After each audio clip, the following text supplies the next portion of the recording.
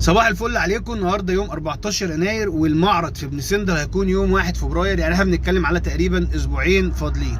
في خلال الاسبوعين دول كل يوم بفضل الله هعمل لكم فيديو عرض جديد من عروض حديقه ابن سندر. العرض النهارده زي ما انت عارف دخول الحديقه تقريبا ب 5 جنيه، فانا هخليك تسترد ال 5 جنيه تاني، يبقى انت دخلت ببلاش. هتعمل ايه يا سيدي؟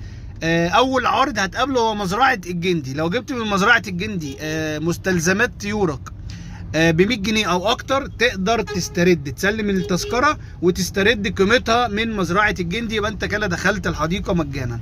في عارضين تانيين عاملين نفس العرض، اسالني عليهم يوم المعرض اقول لك عند فلان وفلان وفلان.